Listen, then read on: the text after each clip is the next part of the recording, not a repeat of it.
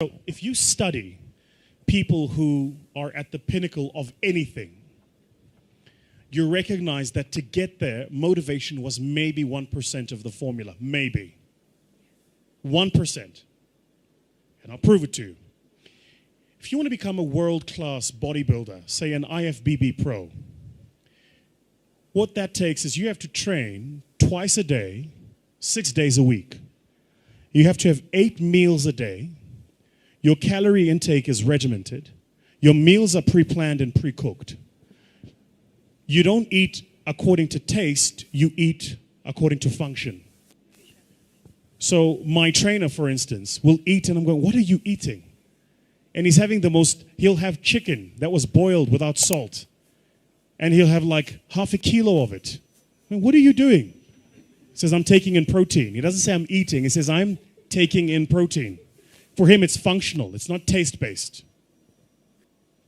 Then, you would probably have to train for a minimum, and this is if you are a genetic phenom, you'd have to train for a minimum of 10 years before you could get on a stage and compete at an average level with an average global bodybuilder. Average.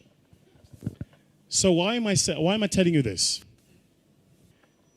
All of us here at the beginning of a new year write these things called New Year's resolutions. New Year's resolutions, number 1, make more money. Yeah? Number 2, change my boyfriend. Number 3, get into shape. Yeah? Number 3, get into shape is somewhere in the top 3. So what do?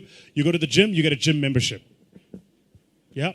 You go to the local Nike store and you buy like all of your gym gear. You are motivated. You are inspired. You are going to the damn gym. You go to YouTube, you subscribe to all of the fitness channels. You go to your Instagram, you follow all of the fitness models. You are motivated. You are going to the damn gym. You're going to get in shape. That's what you're going to do. The people you're following on YouTube have been working on for a minimum of 5 years to look like that. So you have the incorrect understanding that after a month of working out, you're going to look like them. So what happens in the first month? You're excited. You go to gym every single month. And you take the pains and your body is sore, but I'm excited. I'm going to gym. Then life happens. Company doesn't make money. You don't make your targets. You fall a bit ill. Something happens. And all of a sudden, you stop going to gym for a day. A day becomes 2, 2 becomes a week. Now all of a sudden, you've had a gym membership for 3 months and you haven't been in that time. What did you miss? You thought motivation was the formula. Winners don't need motivation. Winners need discipline. Discipline's about getting it done because it needs to get done, not because I feel like it, not because I'm motivated for it. You think Nelson Mandela was motivated to spend 27 years in prison? You think Martin Luther King was motivated to march across the states and proclaim freedom? If you look at people that change the world, they're not doing it because they're motivated. They're doing it because they made a commitment to do it and they disciplined to see it through. Discipline is far more important than motivation, which is why you've got to be careful the decisions you make. Because once you make the decision, you have to see that decision through. Like my mentor says, first we make the decisions, then the decisions make us.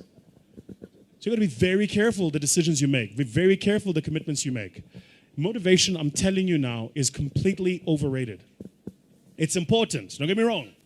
We meet according to motivation, we feel good, rah-rah, but that'll fade.